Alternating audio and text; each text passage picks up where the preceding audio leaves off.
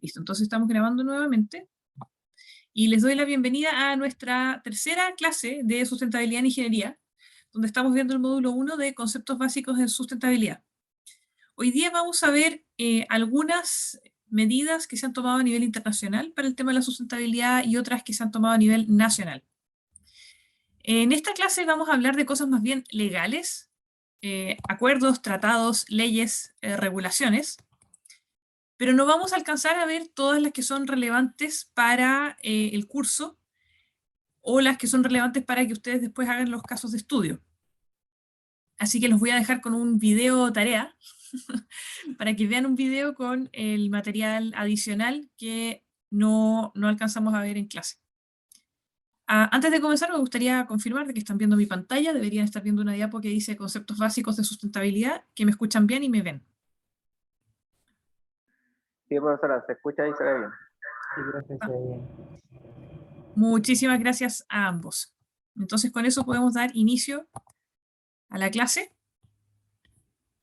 Y como siempre, recuerden que pueden interrumpir en cualquier minuto. Simplemente abran el micrófono, hagan su pregunta como si estuviéramos en una clase normal.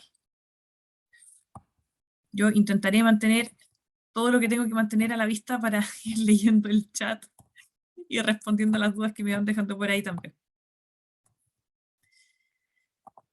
Bueno, una forma de ver las cosas, de tomar decisiones sobre qué es importante y qué no, es ver lo que los expertos y la gente con más experiencia que nosotros está diciendo que es importante. Y hay un documento que me gusta leer todos los años, que es el informe de riesgos globales del World Economic Forum, el Foro Económico Mundial, que es un riesgo que muestra la probabilidad y el impacto posible de distintos eventos que pueden ocurrir. Les voy a mostrar a continuación la serie de riesgos globales que han identificado los expertos desde el año 2009. Y quiero, esta diapositiva es bastante rápida, pero quiero que se fijen en los colores. El Foro Económico Mundial divide los riesgos en 5 categorías. Económica, en azul, riesgos económicos, en azul, riesgos ambientales, en verde, riesgos geopolíticos, en amarillo, en rojo van los riesgos sociales y en morado van los riesgos tecnológicos. Riesgos económicos son, por ejemplo, la crisis subprime, crisis económica. Los ambientales puede ser el cambio climático. Los geopolíticos tienen que ver con, por ejemplo, la guerra en Ucrania. Los sociales puede ser el desplazamiento de personas por guerras, por sequía, por un montón de cosas, o conflictos sociales que existan en distintos lugares. Y los riesgos tecnológicos tienen que ver, por ejemplo, con hackers. Y lo que quiero que vean es, cada columna es un año, y quiero que vayan viendo cómo cambian los colores en la medida que avanzan los años. Entonces vemos que en el año 2009, la mayor parte de los riesgos identificados, esto estábamos en plena crisis subprime, eran económicos, bastante azules, y teníamos también riesgos sociales y geopolíticos. Y vayan viendo cómo va cambiando esto en la medida que va pasando el tiempo. Se fijan que ya los azules van quedando un poco atrás, hay más riesgos sociales y sobre todo el verde empieza a aparecer. Hay muchos riesgos ambientales. En el corto espacio de 11 años pasamos de tener riesgos económicos, geopolíticos y sociales a solo tener riesgos ambientales en los 5 primeros riesgos que identifican los expertos que opinan para construir este informe. Esto fue hasta 2020. 2020 trajo la pandemia. Entonces uno podría esperar que aparezcan riesgos sociales. ¿Qué es lo que pasó en 2021? En el cuadrante superior derecho vemos cuáles son los riesgos con más importancia. Entonces aquí tenemos la probabilidad de que estas cosas ocurran y el impacto que tendrían si ocurriesen. Entonces mientras más arriba estamos son cosas que son más probables y que van a tener más impacto en la sociedad. En 2021, a pesar de que ya llevamos un año de pandemia, vemos que aquí la falla en la acción climática sigue siendo identificada como el riesgo más probable, con el impacto, casi el impacto más grande de todos los riesgos identificados por los expertos. En el cuadrante superior derecho vemos que los riesgos que están más arriba siguen siendo todos verdes: pérdida de biodiversidad, crisis de los recursos naturales, daño humano al medio ambiente y evento extremo de clima. Y después vienen otras cosas como crisis económicas, sociales, la erosión del tejido social e incluso fallas de ciberseguridad, que son riesgos tecnológicos bastante frecuentes. Pero aquí ustedes pueden ver que los riesgos siguen siendo ambientales y están súper relacionados con el cambio climático. ¿Qué decía el informe de este año? El primer riesgo de la lista es la falla en la acción climática, luego vienen eventos extremos de clima, luego la pérdida de biodiversidad, y después de eso, después de 2 años de pandemia incluso, vienen riesgos sociales como la erosión del tejido social, las crisis de vivienda, las enfermedades infecciosas. Después seguimos con riesgos ambientales, el daño humano al medio ambiente, las crisis de recursos naturales, y solo en 9º lugar, imagínense, después de 2 años de pandemia con la crisis económica que todos sabemos que el mundo entero está metido, encontramos un riesgo económico que son las crisis de deuda. Y en 10º lugar están confrontaciones geopolíticas. O sea, aquí está la guerra en Ucrania, por ejemplo. Entonces ustedes ven que a pesar de todas las cosas que están pasando en el mundo, de todas las cosas que vemos en las noticias, de todo el otro ruido, los expertos en economía están opinando que los mayores riesgos que tenemos frente a nosotros son el cambio climático, básicamente. Esto, chiquillos, me gusta mostrarlo porque nos da una imagen bastante sincera de cómo está el mundo. Y es un poco deprimente ver riesgos, pero este es el mundo en el que vivimos y tenemos que aprender a navegarlo. O sea, parte del proceso de crecimiento, de maduración y de pasar por la universidad es justamente identificar, ¿verdad?, cómo uno se inserta en el resto de la sociedad y cómo funciona el resto de la sociedad. Y como ustedes ven, el mayor riesgo identificado es el cambio climático. Así que vamos a empezar por ver qué es el cambio climático. Muy rápidamente les voy a mostrar un video y les voy a comentar de qué se trata esto. La cosa es que, bueno, aquí está... saqué el láser. Bueno, aquí hay un dibujito, ¿verdad? Aquí está la Tierra, aquí arriba está la atmósfera. Quiero que se fijen, acá hay un termómetro que muestra la temperatura o el cambio de temperatura desde la temperatura promedio que había en el planeta hace 200 años, antes de 1850. Y acá van a ver un calendario que va marcando el paso de los años. 1850 es... ¿Alguien sabe por qué este número es importante? ¿Les suena algo 1850? Clases de historia ahí del colegio. Con mucho miedo a equivocarme, sería la revolución industrial. Ah, pero fabuloso, justamente. La revolución es lo que Ya. nosotros marcamos como el inicio de la revolución industrial, ¿verdad? Donde el mundo pasó de ser un mundo agrícola a ser un mundo tecnificado. Y ahí fue cuando empezaron los grandes cambios para el cambio climático. Entonces, ¿cómo funciona esto del cambio climático? Bueno, hay gases que tienen un efecto invernadero. Perdón. Apreté 2 veces. Entonces, hay gases que tienen un efecto invernadero.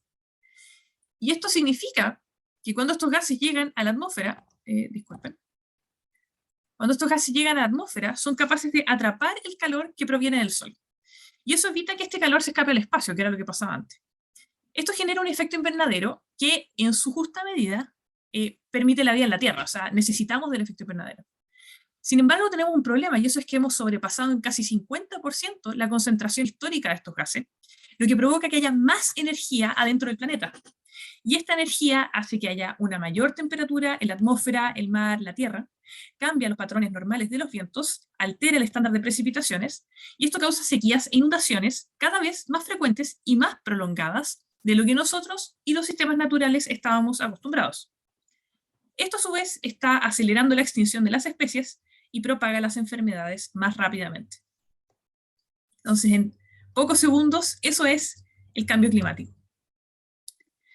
La temperatura, los cambios de temperatura que ocurren en el planeta no son iguales en todos lados.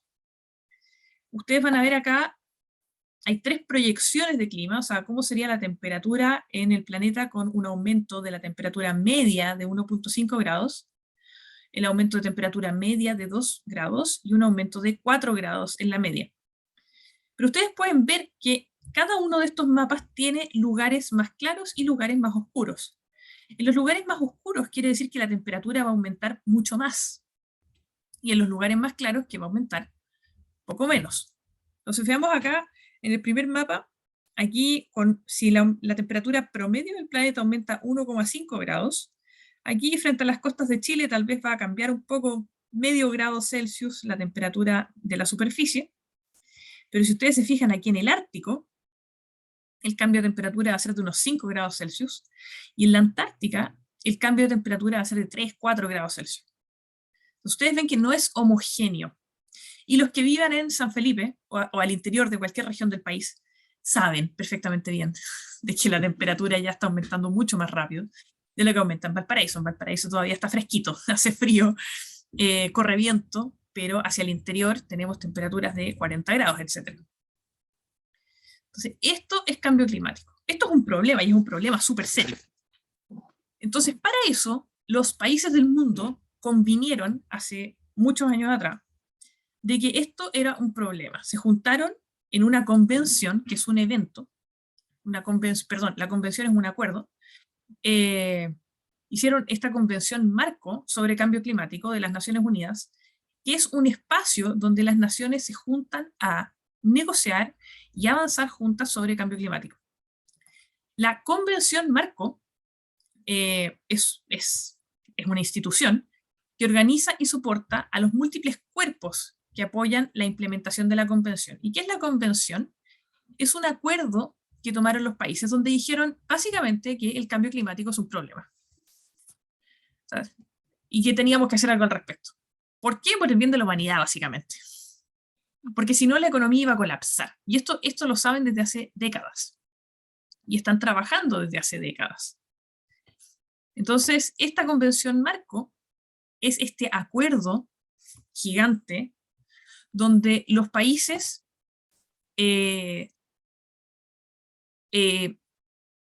están de acuerdo en decir que esto es un problema, que el cambio climático es un problema y que hay que hacer algo al respecto. La Convención Marco como espacio y como institución también tiene una misión importante, que es mantener el registro de unos documentos que se llaman contribuciones determinadas nacionalmente. Estas contribuciones determinadas nacionalmente, que tal vez ustedes escucharon, que se llaman, las escucharon por otro nombre, que son las NDCs, son unos documentos que los países hacen cada cierta cantidad de años, cada 2, 3 o 5 años, donde dicen qué cosas van a hacer y qué cosas están haciendo para frenar el cambio climático en su país. Chile tiene una NDC, es pública, ustedes la pueden buscar y leerla, súper interesante. Entonces aquí la Convención Marco tiene cuerpos, tiene múltiples cuerpos que se llaman, que son como subinstituciones que son especializadas. Y hay 2 que les quiero mencionar. Una es el IPCC, que es el Panel Intergubernamental de Cambio Climático, y la otra es la COP, que es la Conferencia de las Partes. Partamos por el Panel Intergubernamental de Cambio Climático, el IPCC por sus siglas en inglés. Es un cuerpo, es una institución que fue creada para proveer información científica para la toma de decisiones políticas. Esto del cambio climático es un efecto físico, ¿ok? Que está generando también cambios químicos y biológicos en nuestro planeta. Por lo tanto, hay ciencia por detrás. Esto no es la clase de decisión política como una negociación tipo guerra en Ucrania, donde las partes se sientan a conversar en base a sus voluntades. Aquí hay que sentarse a conversar en base a la ciencia. Entonces, el IPCC es un organismo conformado por miles de científicos que se dedican a buscar información científica durante todo el año, durante todo el tiempo, y a resumir esa información científica de forma tal que se la puedan pasar a los políticos, y los políticos pueden leerla y tomar decisiones en base a eso.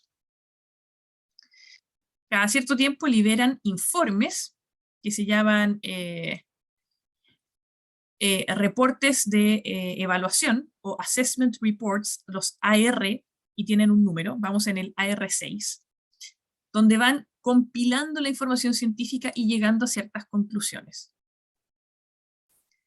El AR6, que es el documento que se liberó el año pasado, se comenzó a liberar porque tiene varios tomos, dice que efectivamente el cambio climático es un problema que ya es irreversible y que lo único que podemos hacer al respecto es hacer lo más posible para no tener las peores consecuencias del cambio climático. O sea, ahora lo que nos podemos aferrar es a trabajar duro para sufrir menos, pero ya no tenemos la posibilidad, según la ciencia, de no sufrir con el cambio climático. Y todos los que hemos pasado por la región de Valparaíso sabemos esto porque tenemos la sequía al lado, ¿verdad? Otro cuerpo de la Convención Marco es la Conferencia de las Partes, o la COP. Esta es otra institución, es una conferencia, es un evento donde las partes, que son los países, se juntan a conversar y normalmente pasa todos los años. ¿Cuál es el objetivo de esta conferencia? Es promover la implementación efectiva de este acuerdo, que es la convención. Revisar cómo van avanzando los países con la gestión del cambio climático. Entonces, para eso revisan algo que se llaman los inventarios de emisiones.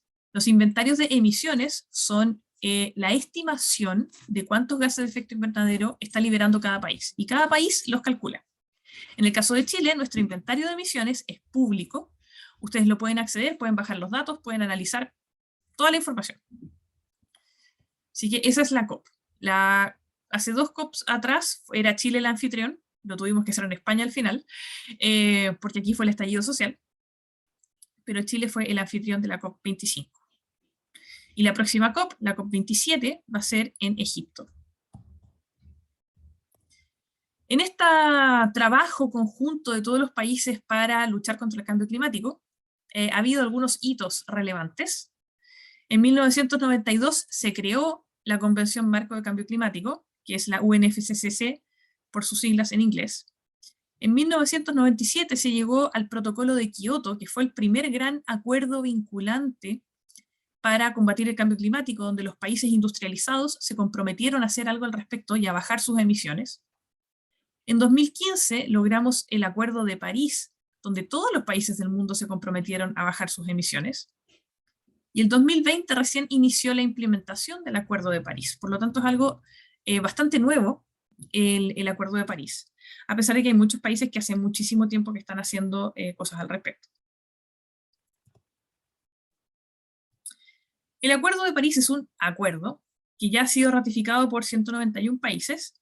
En Chile está vigente desde el 4 de noviembre del 2016. Perdón, el acuerdo a nivel global está vigente desde el 4 de noviembre de 2016 y en nuestro país está desde, me parece, marzo del 2017. ¿Cuál es la meta del Acuerdo de París? Es que todos los países se pusieron de acuerdo en que iban a trabajar para limitar el calentamiento global promedio a 2 grados Celsius sobre los niveles preindustriales. Entonces, ustedes se acuerdan del video, este termómetro, ¿verdad?, que estaba al lado. No nos podemos pasar de 2 grados Celsius encima de la temperatura promedio que había en el planeta antes de 1850. Y la idea sería no pasarse de 1.5 grados Celsius, porque ustedes ya vieron en el otro mapa que les mostraba, los rojitos con las distintas proyecciones. Incluso si llegamos a 1.5 grados Celsius sobre los niveles preindustriales, el Ártico va a tener 6-7 grados más de temperatura. Esto significa que el Ártico ya no va a tener hielo y que va a cambiar el clima de todo el planeta. Entonces no es como que... Sí, tienen trazabilidad estos acuerdos. De hecho, se puede ver todo lo que los países están haciendo, lo que no están haciendo, lo que se comprometieron y lo que no. Se puede ver en línea y es público. La página se llama Climate, no es Climate Observatory, creo que es Climate Watch. Estas contribuciones nacionalmente determinadas que les decía yo, están todas en esta página que te menciono, Sebastián, e incluso están analizadas. ¿Cuál es la situación que tenemos en Chile? Entonces, este acuerdo está vigente desde el 12 de marzo del 2017. ¿Y cuáles son nuestros compromisos al año 2030? El primero es que, el primer compromiso que tomamos como país es que vamos a alcanzar un pic de emisiones hasta el año 2025. ¿Qué quiere decir esto? Quiere decir que todos los años, por nuestra mayor actividad económica, crecimiento, población, etc., hemos ido aumentando la cantidad de gases de efecto invernadero que se liberan al aire todos los años. Cada vez más, cada vez más. La idea es que el año 2025, que está a la vuelta de la esquina, sea el año donde en la historia hayamos emitido más. Y que el año 2026 emitamos menos, y el 2027 emitamos menos, y así por delante, hasta llegar a una situación que se llama carbono neutralidad, que queremos alcanzar para el año 2050.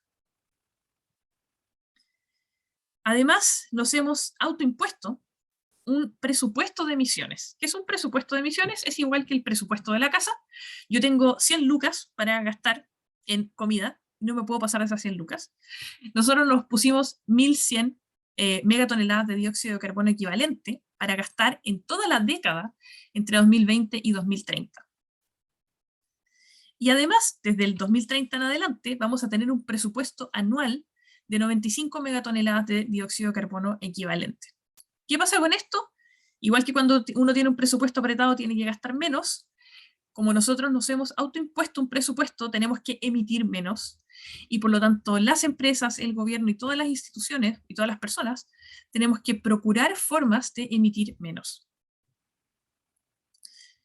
Además, estamos buscando una reducción de al menos 25% de las emisiones totales de una cosa que se llama carbono negro, que es el hollín que sale por quemar leña, es el hollín que sale de una termoeléctrica, es el hollín que sale de los autos y que enferma a las personas. Y todas estas cosas, la leña, las termoeléctricas, los autos, empeoran el cambio climático. Por lo tanto, si estamos luchando por bajar el carbono negro, también vamos a estar ayudando al cambio climático. Tenemos también algunas metas de bosques para los que les interesa la reforestación, la recuperación de 200.000 hectáreas de bosque, principalmente nativo, forestar 100.000 hectáreas, 70% con nativos. Entonces tenemos metas bien interesantes que cumplir en los próximos 5 años, hasta la próxima actualización de la NDC. ¿Cómo vamos? Vamos mal. Para arriba ustedes ven las emisiones de Chile en el tiempo, año por año desde 1990, y para abajo ustedes ven las remociones. ¿Qué son las remociones? Básicamente es el carbono que los árboles sacan del aire. Tal cual. No es mucho más que eso. Ustedes se fijan que el carbono que los árboles sacan del aire cada año en nuestro país es más o menos estable, pero que nuestras emisiones se han más que duplicado desde el año 1990 hasta ahora. Aquí, estos fueron los grandes incendios de 2017, donde se quemó medio sur del país. Entonces ustedes ven que los incendios forestales nos afectan profundamente. Esta línea negra es el balance es la resta entre lo que yo emito y lo que yo remuevo. Nuestro compromiso como país es que esta línea negra tiene que llegar a 0 al año 2050. Para eso necesitamos emitir menos y tener más bosque.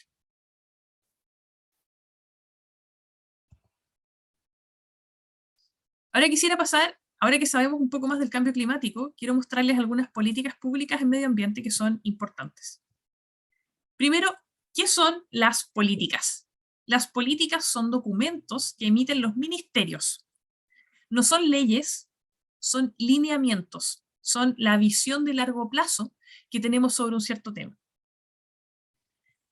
El Ministerio del Medio Ambiente, por supuesto, que está llamado a escribir políticas de medio ambiente, pero no es el único ministerio que hace políticas que tocan en temas de medio ambiente, como por ejemplo, la política energética al 2050 viene del Ministerio de Energía, pero como les voy a mostrar en un momento más, tiene mucho que ver con cambio climático y con medio ambiente. Los impuestos verdes, que en su momento fueron una política y ahora son una ley de la República, vienen del Ministerio de Hacienda, pero como les voy a mostrar, también tienen que ver con las emisiones de dióxido de carbono. Y las compras públicas verdes son una política que es como transversal a varias agencias del gobierno y que cada una puede implementar como le parezca más conveniente, y también tocan temas de medio ambiente. Vamos a hablar de la política energética del 2050. Esta es la actualización de 2022, está fresquita, es de febrero de este año. Y lo primero que les quiero mostrar es la potencia instalada de electricidad en marzo de 2022. Estos datos los saqué hoy día en la mañana. Aquí en rojo, para facilitarles la vida, les tengo marcados todas las emisiones de fuentes térmicas. Aquí está el diésel, está el carbón, está el gas. Todas estas están resumidas acá. Y lo primero que podemos ver es que en cuanto a la electricidad, menos de la mitad de la potencia instalada es efectivamente térmica. Esto es como el 44%. El 55% y fracción está repartido entre hidráulicas de embalse, que cada vez aportan menos por la sequía, las eólicas, que han crecido de forma bien interesante en el tiempo, solar, fotovoltaica y de concentración solar, biomasa, que es una pequeña fracción que está bastante concentrada en la industria forestal, la verdad, porque es un residuo de ellos y lo aprovechan para hacer energía, y las hidráulicas de pasada y mini hidros, que también han estado creciendo, en la medida que las hidráulicas de embalse han ido decreciendo. Nosotros teníamos una política energética del 2050 antigua, antes de esta actualización, que tenía una meta de tener un 60% de renovables al 2035. Pero actualmente ya tenemos un 55.5% de renovables en la matriz energética, perdón, en la matriz eléctrica del país. Y esto fue uno de los motivos por los cuales se tuvo que actualizar la política, porque estábamos alcanzando las metas mucho más rápido de lo que nos habíamos planteado en un principio, de lo que se había planteado el año 2015, y por lo tanto la política estaba como quedando atrás con la realidad. Así que ahora se definieron metas mucho más ambiciosas. La idea sería que en nuestra matriz eléctrica tengamos un 80% de renovables al 2030, o sea, dentro de esta década, y un 100% de renovables al 2050. Eso quiere decir que este pedazo rojo tiene que achicarse harto. Esto tiene que ver con los cierres de las termoeléctricas a carbón, pero también tiene que ver con la transición del uso de gas, por ejemplo, a uso de electricidad de fuentes renovables. Otra cosa muy importante que definió la política energética actualizada fue un precio al carbono. Y ahí ustedes ven que la política energética es una política del Ministerio de Energía, pero aquí estamos hablando del precio al carbono. Carbono es una cosa de cambio climático es de medio ambiente, pero ellos definen como política, como visión para el país, que al año 2030 deberíamos tener un precio al carbono de $35 por tonelada de carbono equivalente, de CO2 equivalente. Voy a volver sobre este punto en un ratito más para mostrarles qué significa esto y qué podría significar para la industria, especialmente la industria de la energía. Cada vez hay más energía de producción distribuida, y en esto ha ayudado, por ejemplo, la ley de net metering, con estos medidores inteligentes donde uno puede tener paneles solares en su casa y venderle energía al sistema, sin importar si te la pagan a buen precio, mal precio, un tercio del precio, no importa, pero uno le puede vender energía al sistema, y eso quiere decir que uno puede transformarse en un pequeño productor de energía y ayudar con la producción de energía renovable del país. Otra cosa que queremos lograr al 2050, es un plazo bastante largo, es eficiencia energética, en particular para los grandes consumidores de energía. Estamos hablando de las grandes mineras, las grandes faenas, de todo tipo que tenemos en el país. Y la idea sería que ellos redujeran en un 25% la intensidad energética. ¿Qué es la intensidad energética? Es la cantidad de energía que yo gasto para producir algo. Eso es la intensidad energética. No estamos hablando de reducir en un 25% la cuenta de la electricidad, ¿verdad? O sea, como el gasto energético, sino que la intensidad energética. ¿Qué quiere decir esto? Supongamos que yo gasto actualmente 10 kilowatts hora. Puedes poner un número cualquiera. Ok, 1 kilowatt hora para producir, pongámoslo fácil, 10 kilos de pescado, de salmones, ¿ok? Entonces, 1 kWh para 10 kilos de salmones. Eso quiere decir que yo tengo una intensidad energética de 0,1. 1 kWh dividido en 10 kilos de salmones es 0,1 kWh por kilo de salmón. Si yo estoy buscando reducir en un 25% la intensidad energética, quiere decir que yo voy a estar produciendo ese mismo kilo de salmón, en vez de producirlo con 0,1 kWh, lo voy a producir con 0,075. No estoy usando los números más lindos, pero bueno, síganme, ustedes son ingenieros, ¿verdad? Sin embargo, supongamos que yo hoy día no produzco 1 kilo de salmón, produzco, ya, pongámosle, 100 kilos de salmones. Entonces voy a estar consumiendo 0,1 por 100, voy a estar consumiendo 10 kilowatts hora. Producción total. ¿Ok? Hoy día. Pero mi empresa tiene, voy a empezar a anotar los números porque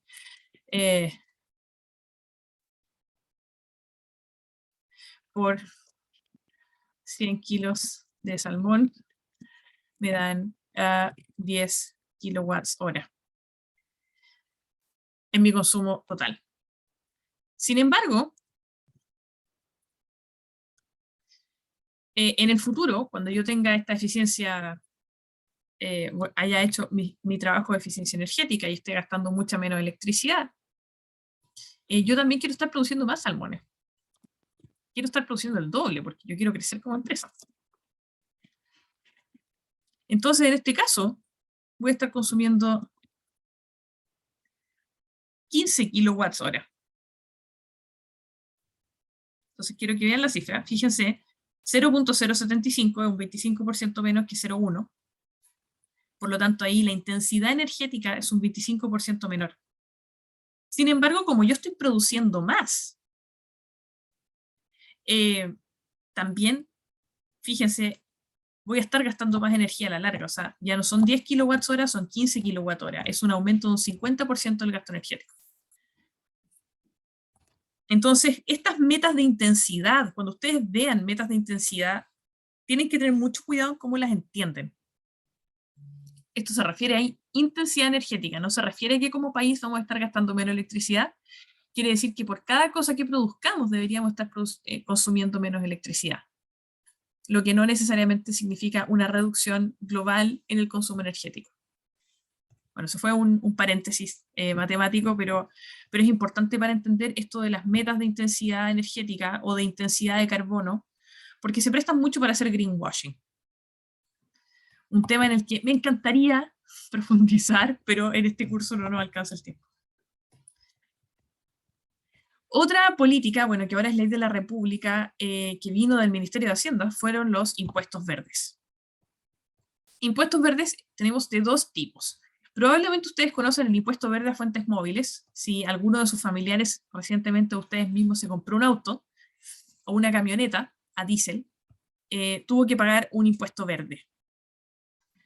Esto es un impuesto que se paga una sola vez, que es cuando uno compra un automóvil nuevo, y se paga el monto del impuesto, depende del rendimiento del vehículo, el valor del vehículo y las emisiones que tiene de óxidos de nitrógeno. Entonces hay una página donde uno puede ver cuál va a ser el monto del impuesto verde. Y esa es una variación del impuesto verde. Hay un segundo impuesto verde, que no es para vehículos, es para fuentes, el que llaman impuesto verde a las fuentes fijas, o impuesto a las emisiones. Este es un impuesto que ahora se está renovando, de hecho, que está destinado a las empresas que emiten grandes cantidades de gases de efecto de dióxido de carbono o de otros gases contaminantes. Actualmente se le cobra como a 115 empresas en todo el país, a 115 instalaciones de todo el país, donde hay una potencia térmica igual o superior a 50 megawatts térmicos. Estamos hablando de grandes calderas. O sea, ¿quién paga esto? Una termoeléctrica, por ejemplo. Una cementera gigante. Entonces, estos son los establecimientos que pagan el impuesto a las emisiones hoy día. Desde el próximo año en adelante va a ser para emisores de más de 100 toneladas de material particulado o 25.000 toneladas de CO2, que son bastante más chicos. Así que va a haber mucha más gente pagando el impuesto. Este impuesto a las emisiones grava 4 emisiones diferentes. El material particulado, los óxidos de nitrógeno, el dióxido de azufre y el dióxido de carbono. El material particulado, el óxido de nitrógeno y el dióxido de azufre tienen un impuesto de $0,1 por cada tonelada de estos gases que uno emite, de estas sustancias que uno emite. El carbono actualmente tiene un impuesto de $5 por tonelada. Pero yo les dije que en la política energética lo que quieren lograr es que al año 2030 este impuesto suba de $5 por tonelada a $35 por tonelada. O sea, van a subirle 7 veces este impuesto. Veamos qué significa esto para las empresas. Miren nada más lo que pasó, y me encanta mostrar este ejemplo, porque el diario, como la publicación del diario es fantástica.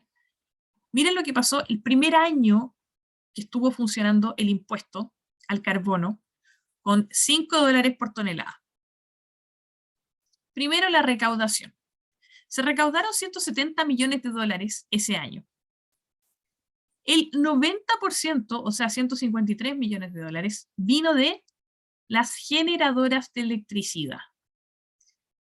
¿Y cuáles son las generadoras que más emiten carbono? Las termoeléctricas a carbón. El otro 10% se repartió entre un montón de otras instituciones, incluyendo las refinerías de petróleo, que en el país tenemos 3. Entonces, las generadoras se llevaron buena parte de la torta de estos impuestos adicionales que hubo que pagar ese año, y bueno, hay que pagar desde ese año en adelante. Esto fue 2017. Entonces, en 2017 empezó a correr este impuesto, hubo que pagarlo, se hizo el balance al final del año 2017, las empresas se dieron cuenta de cuánto habían tenido que pagar en impuestos, y fíjense acá la fecha de esto. 29 de enero de 2018. Ni un mes después de haber hecho el balance anual de las empresas. Inédito acuerdo. El gobierno y las generadoras ponen punto final al desarrollo de nuevas centrales a carbón. Miren lo que pasó. Un mes. Un año después. Esto me encanta. Yo creo que esta es la política pública más exitosa, más rápida, más efectiva que se ha implementado alguna vez en temas de medio ambiente. Esto y la ley REP. Entonces, teníamos estos problemas, ¿verdad?, con las generadoras a carbón que se instalaban a cada rato. Oye, un impuesto ridículo de chico. $5 por tonelada es una vergüenza de impuesto al carbono a nivel global. O sea, hay países que están discutiendo impuestos de 100 euros por tonelada. Hay empresas que tienen un impuesto interno al carbono de 170 euros por tonelada, así toman sus decisiones. Nosotros tenemos uno de $5 por tonelada. Es, ¿cómo les diría yo? Es casi un impuesto así como para decir que tenemos impuesto al carbono. Pero con ese impuesto, que es casi un saludo a la bandera, miren lo que pasó. Ahora imagínense cómo va a ser el balance económico para instalar una generadora eléctrica a carbón, o a gas, o a diésel, si el impuesto fuera $35 por tonelada. El balance económico del negocio simplemente no te da. Con lo que cuesta el diésel, que va a seguir subiendo, porque va a seguir subiendo, el impuesto al carbono y la resistencia que vaya a tener de la población para poder instalarte, el balance económico para abrir una central de este tipo ya no va a tener ningún sentido. Muchas veces lo que pasa con el medio ambiente es que necesitamos incentivos económicos para que las empresas tomen las decisiones correctas. El carbón se supone que es un combustible súper barato, aunque la verdad es que la energía solar es mucho más barata. Y por eso que se siguen instalando centrales a carbón. Un impuesto chico como este ya le dijo a las empresas, le dio una señal súper potente de, oye, vamos en esta dirección, no hay ningún problema, ¿queréis pagar impuestos? Todo bien. Pero este es tu nuevo balance económico. Tu negocio va para allá. Entonces, esto es súper interesante. Esto es una política pública. Y a veces uno dice, no, el gobierno no hace nada, pero es que de repente uno no sabe lo que el gobierno está haciendo. Este impuesto, acuérdense, lo pagaron 110 instituciones en el país. Fue una tremenda crítica que se le hizo al impuesto verde. La poca gente que iba a pagar el impuesto verde. Y aún así generó cambios. Esto es una política pública, pero perfecta. No le alteró la vida a mucha gente, solo se le alteró a la que tenía que alterársela. Las compras públicas sustentables son una política transversal de medio ambiente que cualquier estamento público puede incorporar. Es un programa de compras con criterios de base. El mercado a nivel nacional de las compras públicas abarca el 12% del Producto Interno Bruto. Y lo bueno es que cualquiera puede participar. Si ustedes tienen una empresa, pueden participar de una venta al gobierno, al Estado. Nosotros hemos participado de venta al Estado. Cualquiera puede participar de una venta al Estado, es totalmente abierto. ¿Cómo se hace esto? Cuando vas a licitar, porque así funciona en las ventas del gobierno, el gobierno dice, oye, necesito comprar tal cosa, ¿quién me la quiere ofrecer? Y un montón de gente manda como cotizaciones y propuestas, y eso se llama proceso de licitación. Entonces, en este proceso de licitación, cada uno hace sus ofertas, pero el Estado dice, oye, yo quiero comprar lápices Bic o lápices de pasta, pero quiero lápices Bic, o sea, lápices de pasta con ciertas condiciones. Quiero una empresa que no tenga condenas ambientales, quiero una empresa que invierta en sostenibilidad, quiero una empresa que haga reciclaje, quiero una empresa que tenga ciertas características. O puede ser un producto. Quiero comprar computadores. Necesito comprar 2000 computadores. No sé, todo un ministerio. Pero yo quiero que estos computadores tengan Energy Star. Tengan un certificado de eficiencia energética. O tengo que comprar refrigeradores para todos los colegios de Chile. Para las cocinas de todos los colegios de Chile. Pero quiero que estos refrigeradores sean eficientes en energía, por lo menos clasificación A o A+, o más que eso. Entonces, con esos criterios de compra, se puede mover a este mercado gigantesco, que es el 12% del PIB, a tener mejores prácticas ambientales dentro de las empresas. Otra política pública que probablemente no conocían y que sirve un montón. La última que les quiero mostrar es la Ley de Fomento al Reciclaje. La Ley de Fomento al Reciclaje es una ley que se demoró 10 años en su tramitación, lleva 3 o 4 años funcionando, y la principal característica que tiene, el principal principio de esta ley, es que el que contamina, paga. ¿Quién tiene la responsabilidad de la contaminación? El que puso el producto en el mercado. Por ejemplo, yo vendo botellas de agua. Entonces acá tengo una botella de agua. Yo vendo agua embotellada. El residuo de esa agua, que es la botella, es mi responsabilidad. ¿Por qué? Porque yo mando a diseñar la botella, yo digo qué capacidad tiene la botella, o sea, yo decido si tengo botellitas de 100 ml, 200 ml, 1,5 litros, 5 litros, yo decido eso, yo manejo el mercado, yo le pongo el precio, o sea, yo como productor tengo todo el poder sobre el residuo que se va a generar con ese producto. Y por lo tanto, soy yo el que está contaminando al final del día. Claro, la señora Juanita que me compra el agua va a botar la botella a la basura, ¿verdad? Pero ella no es la responsable de esa botella. Para ella, la botella es una consecuencia desagradable de haber tomado agua pura. El que tiene la responsabilidad de la botella soy yo, el productor. Y eso es lo que define la Ley de Fomento al Reciclaje para estas categorías de productos prioritarios. Todas las personas que importan al país, que comercializan por primera vez o que producen en Chile aceites lubricantes, aparatos eléctricos y electrónicos, refrigeradores, computadores, lavadoras, etc. Baterías, como las baterías de auto. Pilas, como las Everready que usamos en los controles remotos.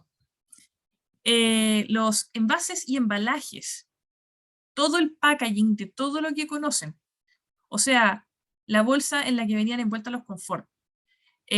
Las botellas de agua. El vasito del café.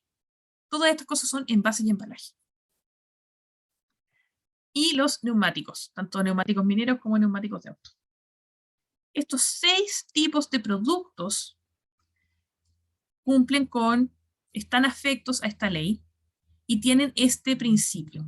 El que contamina paga, y es el productor el que tiene una responsabilidad extendida sobre la vida completa de estos productos.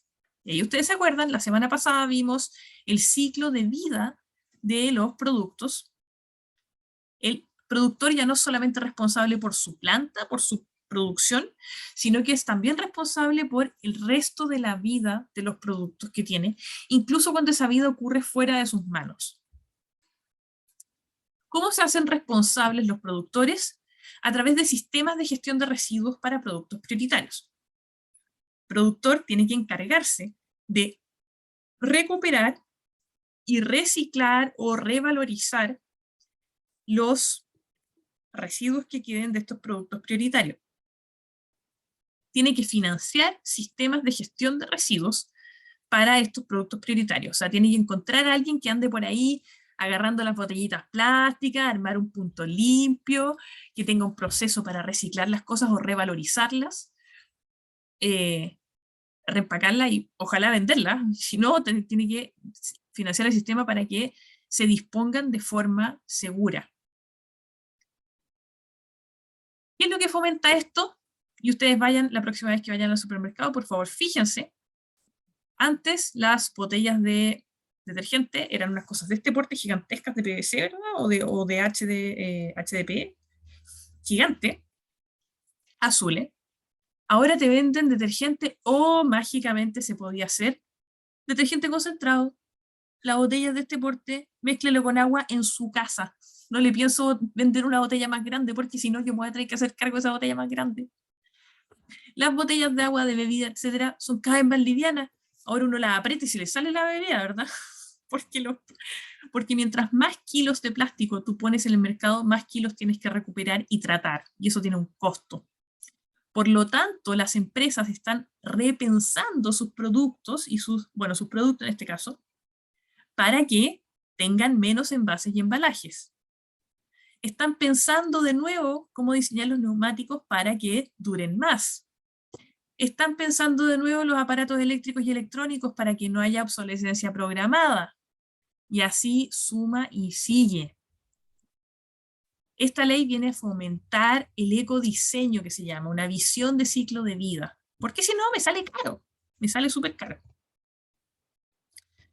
La ley de reciclaje funciona así. Los productores tienen que organizar y financiar sistemas de gestión de residuos.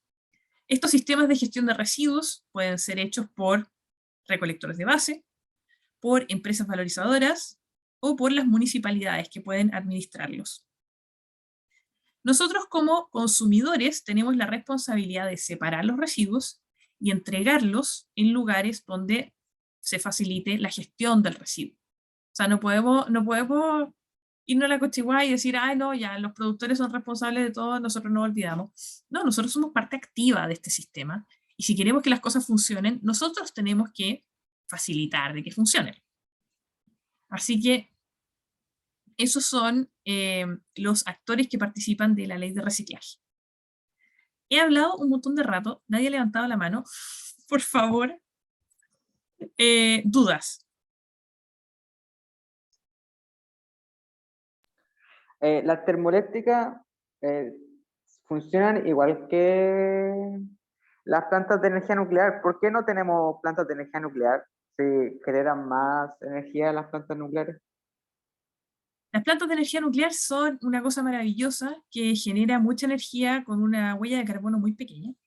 Sin embargo, estamos en un país que es altamente sísmico. Nosotros hemos tenido, creo que los 3 o 2 de los 3 terremotos más grandes del mundo registrados. Y por lo tanto, el riesgo de tener una planta nuclear en el país, estando nosotros en el anillo de fuego, es muy grande. En Europa no tiembla nunca, no tienen idea lo que es un temblor, sus temblores son de grado 4. Entonces allá no hay problema. En Brasil, en Argentina, para ese lado del continente, tampoco tiembla. Somos nosotros que estamos como justo encima de este encuentro de placas los que tenemos los terremotos. Entonces yo creo que tiene que ver con motivos de seguridad, de que no tengamos plantas nucleares. Sin embargo, tenemos otros tipos de energía que son también súper eficientes y limpios, como por ejemplo un tremendo desierto donde instalar energía solar, mucha capacidad mareomotriz, vientos en todas partes, que también nos ayudan a instalar energías más limpias sin tener que tener el riesgo de una planta nuclear en un país sísmico. Que yo decía la duda porque Japón es igual de sísmico que nosotros, casi igual, y también tienen varias plantas nucleares. Ujú, ujú. Eh, Sin embargo, han tenido hartos problemas con las plantas nucleares, como Fukushima. Últimamente creo que es un súper buen ejemplo de no tener una planta nuclear al lado del mar en un país sísmico y con tsunami. Eh, eh, ahí yo creo que va en el criterio de cada país nomás. Eh, yo supongo que los legisladores nuestros han decidido que no vale la pena el riesgo para el beneficio que se tendría, y por eso han optado por otros tipos de energía.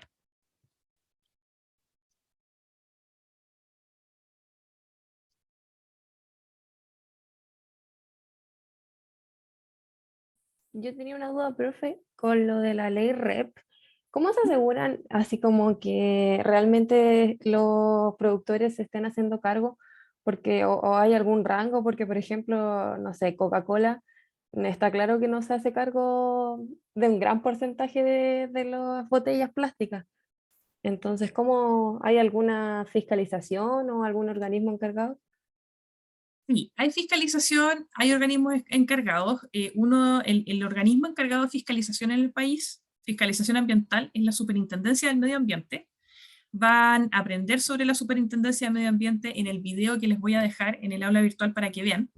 Por favor, véanlo porque ahí están todas las instituciones ambientales del país y cómo funcionan. Sin embargo, el hecho de que la Coca-Cola todavía no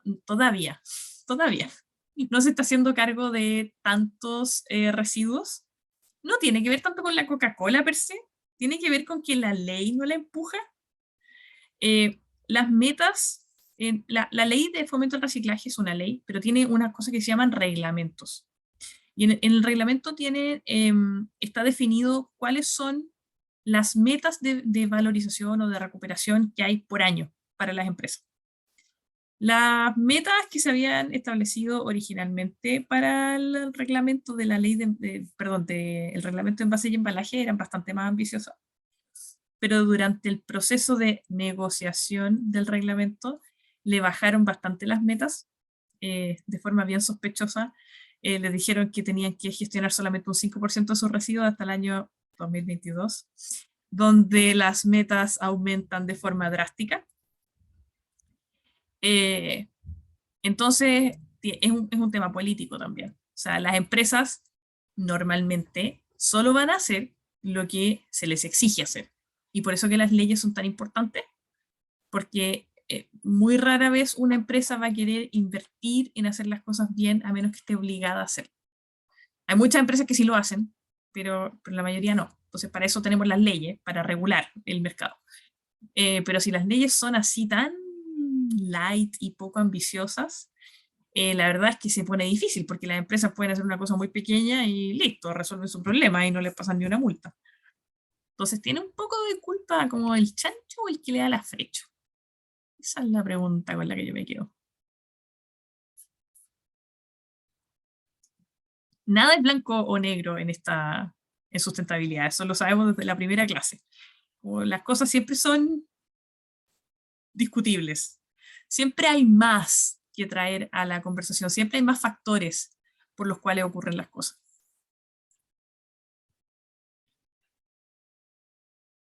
No sé si respondí tu pregunta, en verdad. Sí, de hecho estaba pensando que 5% no es nada, nada, nada. Y Pero, originalmente, ¿como cuánto era? No sé, 30%, algo así. claro, o sea, la idea era, si mal no recuerdo, porque todos estos son documentos borradores que después desaparecen de internet, si mal no recuerdo, la discusión al principio era como un 10, un 20% por ahí. Y después fue bajando, bajando, bajando, bajando, hasta aquí ¿Y quedó en el se 5. tiene como alguna meta, así como, no sé, Claro, para el no, en el largo 2030? plazo, sí, o sea, para el largo plazo, dentro de esta década, creo que la gestión del reglamento tiene que llegar al 80%. Ah, ya, Eh, claro, y ahora hay unos escalones gigantes, o sea, del 5 van a tener que pasar como al 20 o al 15, como en un año, y después tienen que pasar al 30, y así hay unos escalones gigantes de ahora en adelante. Pero igual tiene sentido que al principio en Chile tendemos a tener leyes que tienen esta cosa de la gradualidad, porque al principio establecer estos sistemas de gestión y que haya proveedores de servicios de gestión es lento, porque no hay empresas que presten estos servicios, se tienen que conformar estas empresas, se tienen que financiar, hay que construir plantas de revalorización, hay que establecer logísticas de recuperación de residuos, o sea, hay un montón de cosas y que tienen educar a que la pasar. gente igual, que se Educar a la acostumbren como, gente, abrir puntos limpios, ¿cachai? Como millones de cosas para que esto funcione. Entonces, claro. cuando ponen estas metas así ridículas de chicas, en verdad es para hacer que el sistema empiece a funcionar. Porque lo más difícil es hacer que el sistema empiece. Una vez que el sistema ya está funcionando, por chico que sea, es mucho más fácil ampliarlo. Entonces, ahora fue como la empezadita del sistema. Las empresas ya están rediseñando sus packaging, hay proveedores de servicio, se han hecho contratos para gestionar todo esto. Y ahora la cosa es empezar a meter cada vez más residuos en el carro. Residuos que en verdad son recursos, no son residuos. Deberían ser Claro, recursos. Es como la lógica que deberíamos tener, ¿verdad? No hay residuos, hay como materiales mal aprovechados nomás. claro, una nueva materia prima. Exactamente, una nueva materia prima. Y hay que ver en qué usar esas materias primas. Si no es cosa de llegar y reciclar. O sea, yo tengo el pellet reciclado y ahora ¿quién me lo compra? ¿Cómo yo financio mi empresa de recicladora si nadie me compra el producto que yo genero? Y no es tan fácil usar pellet reciclado, especialmente si estás en el área de alimentos, porque las condiciones del packaging, o sea, tú quieres que tu botella tenga un cierto color, no sé si la ven, tenga un cierto color, eh, sea higiénica, o sea, nadie quiere tomar agua pura de una botella contaminada, ¿verdad? Eh, entonces, los materiales tienen que tener unas ciertas condiciones y por lo tanto, echar a andar todo este sistema en el cual usamos materiales reciclados es todo un desafío, es un desafío grande.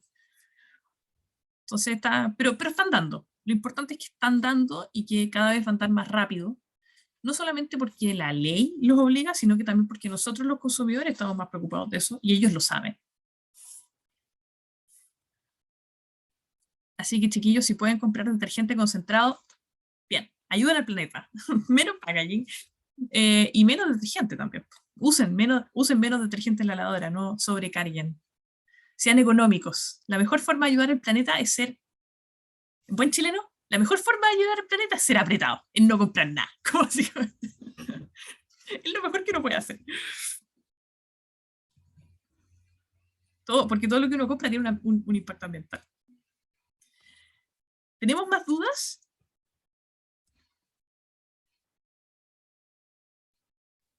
Por mi parte, no. Entonces ahora les quiero mostrar, siguiendo con esta idea de las leyes, ¿verdad? Y las regulaciones, una cosa que es fundamental en nuestra legislación ambiental y que son las normas ambientales. Porque para ser sustentable, el primer paso es cumplir la ley. Después uno puede hacer cosas extra, pero al menos uno tiene que cumplir con lo básico. Entonces vamos a hablar de normitas, las normas. ¿Cuáles son las normas ambientales que les voy a mostrar hoy día? La primera es la norma de emisión. La norma de emisión está en la boca de la chimenea. Tiene que ver con lo que yo estoy emitiendo. Y luego tenemos las normas ambientales. Las normas ambientales miden la calidad del medio ambiente. Y de esos hay dos tipos. Las normas ambientales primarias y las normas ambientales secundarias. ¿Cuál es el objetivo de las normas ambientales? Es establecer ciertos niveles para sustancias que van a ser considerados como aceptables y seguros para la salud de los humanos y la salud del medio ambiente. Es decir, pensemos en algo que sea medianamente... Ok, no vamos a hablar de nada tóxico. Pensemos en chocolate. ¿Ok? ¿Uno puede comer una cierta cantidad de chocolate sin enfermarse la guata? Sí. Pero si uno se come 1 kilo de chocolate en un día, les aseguro que van a estar vomitando chocolate. Así que, con las normas ambientales pasa lo mismo. Entonces, uno soporta un cierto nivel de contaminación y no te pasa nada. Pero de un cierto nivel para arriba te empiezas a enfermar.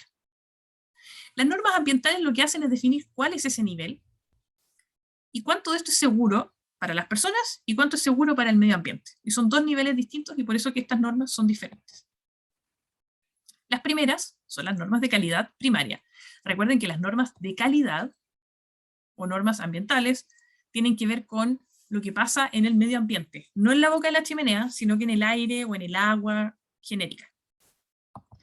Tenemos las normas de calidad secundaria y las normas de emisión. Las normas de calidad primaria tienen como objetivo proteger la salud de las personas. Entonces, primero, las personas. Acuérdense de eso. Primaria, personas. Tienen alcance nacional. ¿Por qué? Porque las personas nos vamos a enfermar igual si vivimos en Arica o en Punta Arenas. O sea, no importa. Porque es la misma cantidad de sustancias, la misma cantidad de contaminante la que te va a enfermar. Lo que define una norma de calidad primaria es cuál es la cantidad máxima de sustancias, de esa sustancia que se puede soportar. ¿Cómo se va a medir esa cantidad? ¿Y cuándo sabemos que se ha sobrepasado? La norma de calidad secundaria es parecida, pero está preocupada de proteger los recursos naturales. O sea, ¿qué es aceptable para este lago? ¿Qué es aceptable para este río? ¿Qué es aceptable para el aire? Son normas de calidad secundaria. Como pueden ser para un lago específico, las normas de calidad secundaria pueden tener alcance local, o sea, para el lago Yanquihue, o nacional, para todo el país. Y también definen la cantidad máxima de sustancias y cómo se mide. La misma historia que las normas de calidad primaria. Y las normas de emisión tienen un objetivo distinto. Mientras las normas de calidad primaria y secundaria tienen como objetivo proteger, la norma de emisión tiene como objetivo prevenir la contaminación y restablecer niveles de calidad. Tienen alcance igual, nacional o local, y definen un límite a la emisión. Estas normas sirven para definir lo que son las zonas latentes y saturadas. Entonces, ¿qué es una zona latente? Primero, ¿qué es una zona no latente ni saturada? Una zona no latente ni saturada es donde tenemos menos sustancias contaminantes de las que están establecidas en las normas. Entonces el ambiente tiene una calidad aceptable, tanto para las personas como para el medio ambiente. Una zona latente es aquella zona geográfica donde se ha medido la concentración de contaminantes en el aire, el agua o el suelo, y esta concentración de contaminantes está entre el 80 y el 100% del valor que define la norma de calidad ambiental. Entonces, supongamos que la norma de calidad ambiental dice que yo puedo soportar 30 microgramos por metro cúbico de material particulado, y yo estoy en 25, entonces estoy en una zona latente. Estoy cerquita del límite, pero no me he pasado todavía. ¿Qué se hace en una zona latente? Oye, hay que poner ojo, hay que poner un poco de freno, porque si no, este aire se va a poner tóxico. Una zona latente, el aire todavía no es tóxico, porque estoy debajo de la norma, o sea, este es el máximo que me define la norma de calidad ambiental, y yo todavía estoy por debajo, entonces todavía el aire no está tóxico, o el agua no está tóxica, pero estoy cerca. ¿Qué pasa con una zona saturada? Quiere decir que estoy sobrepasando una o más normas de calidad ambiental. O sea, aquí realmente el aire o el agua están tóxicos. Aquí ya me pasé ya. Y eso es peligroso para las personas y es peligroso para el medio ambiente. ¿Qué pasa cuando se pasan de la norma? Supongamos que estamos en una zona latente de contaminación.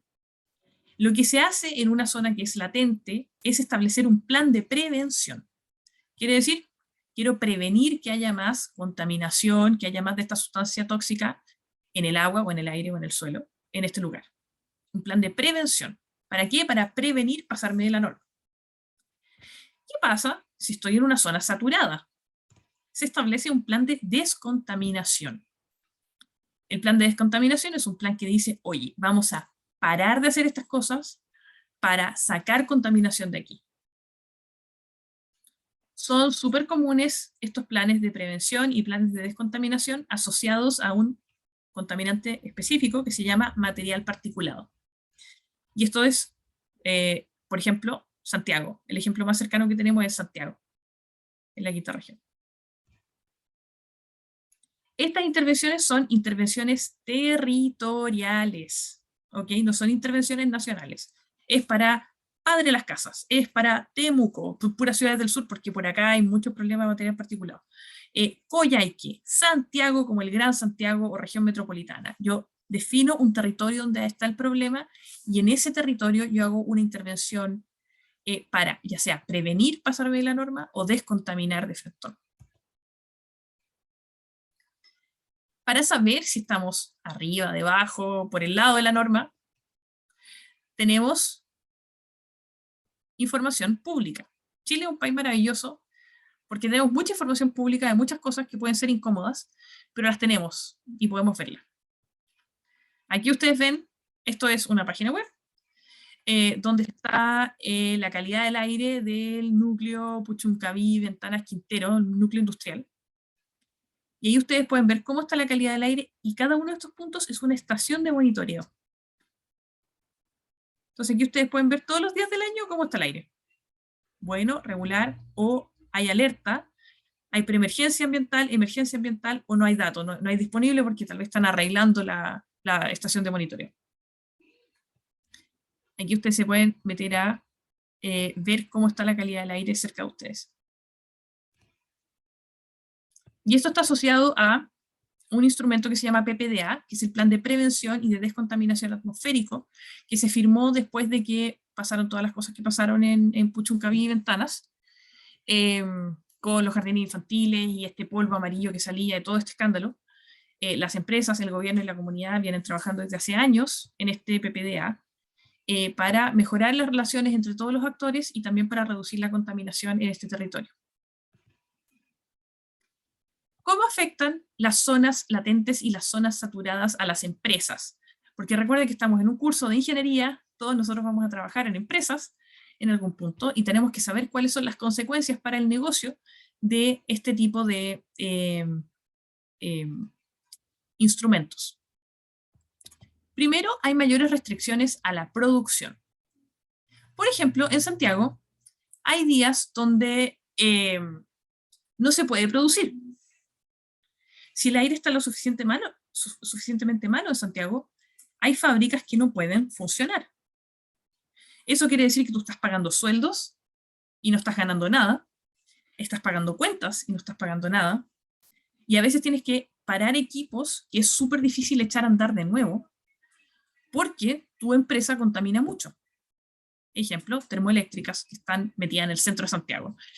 Entonces hay mayor restricción a la producción. También hay multas mayores. Cuando te pasas, como las restricciones son más estrictas en estas zonas latentes y saturadas, entonces normalmente tiene asociado más multas, y estas multas son mayores porque tienes el agravante de estar en una zona latente o saturada. Las normas son más estrictas y hay más fiscalización. Como les comentaba hace un segundo, el organismo que se dedica a fiscalizar el trabajo de las empresas y sus emisiones en Chile se llama Superintendencia del Medio Ambiente, y la superintendencia hace una planificación de fiscalizaciones anuales, donde dice, ya, a toda esta gente la voy a ir a ver durante el año. Y normalmente priorizan las empresas que están en zonas latentes y saturadas. Me va a pasar un par de minutos, espero que me puedan esperar. ¿Qué pasa cuando una empresa se pasa de la norma? cuando tenemos normas de emisión, acuérdense que estas son las de la boca de la chimenea, y estamos sobre la norma, podemos tener sanciones, multas, amonestaciones, cierres, o podemos tener un plan de cumplimiento, que no son muchos. Uno puede, me parece, solo puede tener un plan de cumplimiento como empresa en la vida de la empresa. O sea, si la empresa dura 100 años, un plan de cumplimiento es 100 años. Entonces, súper importante no pasarse de las normas de emisión. Y estas son intervenciones que se hacen directamente a la empresa, no son intervenciones territoriales.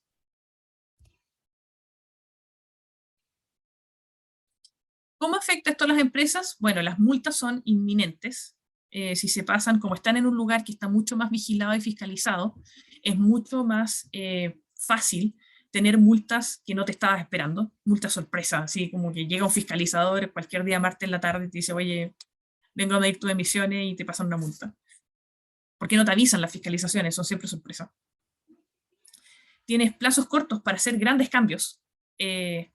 Normalmente, y especialmente en zonas latentes y saturadas, aunque en verdad en todas, si te pasas de las normas de emisión, los plazos son cortitos, 1 semana o 2 semanas para arreglar el problema que estás teniendo de producción y dejar de emitir, o de poner un equipo nuevo para filtrar el aire que estás tirando por la chimenea.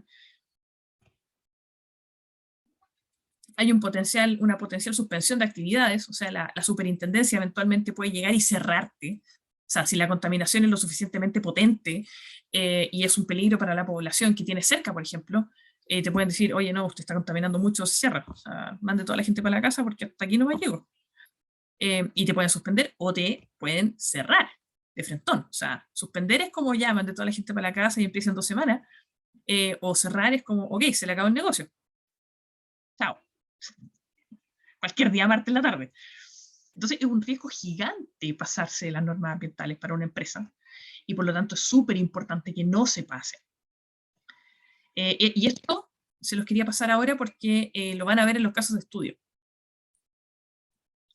Entonces, como resumen de las normas ambientales, recuerden que las normas ambientales están aquí para cuidar la salud del medio ambiente y de las personas, controlando los contaminantes ambientales a nivel de el aire circulante, y de las emisiones con las normas de emisión que tienen las empresas. Las normas ambientales provocan la aplicación de zonas especiales, que pueden ser zonas latentes o zonas saturadas. Recuerden que las latentes son cuando están a punto de pasarse la norma y las saturadas son cuando ya se pasaron de la norma. Y de todas maneras es mejor ser proactivo en mantenerse bajo la norma, o sea, no hay que esperar que llegue el fiscalizador a pasarte la multa.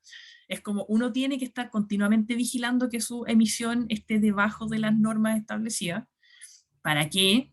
Para que no te pasen multas por tus emisiones y para que no apliquen una zona latente o una zona saturada en el lugar donde trabajas, porque si no tu vida va a ser mucho más difícil. Además de las zonas latentes y saturadas, tenemos otras áreas especiales en Chile. Por ejemplo, las áreas protegidas, aquellas que tienen valor paisajístico o turístico, y las que son parte del patrimonio cultural. Todas estas áreas son áreas donde hay que irse con cuidado al momento de instalar una empresa, porque tienen regulaciones especiales y tienen más fiscalización y tienen más cuidado que un área normal industrial del país.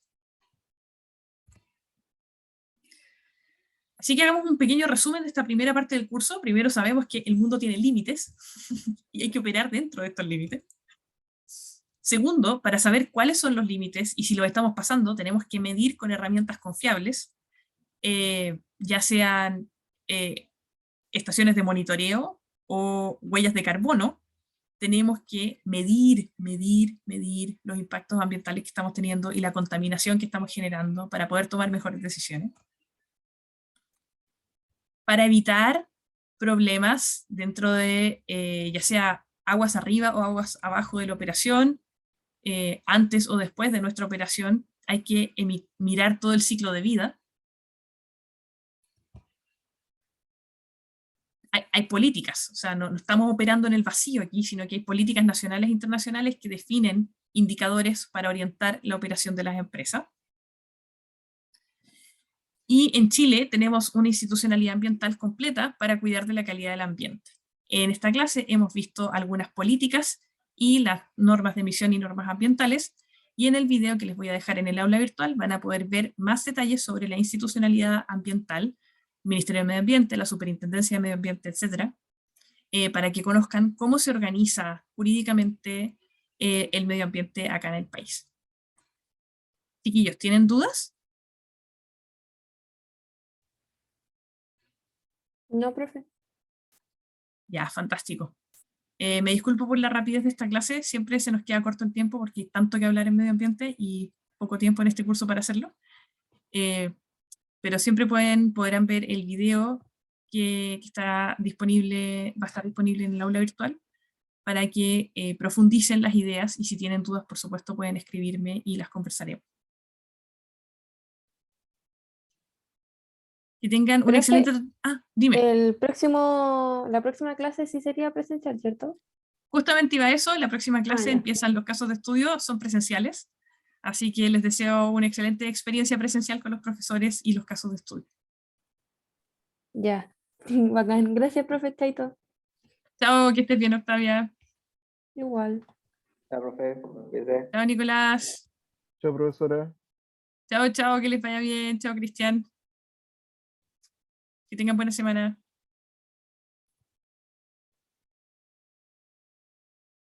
Chao, profe, muchas gracias. Chao, chao.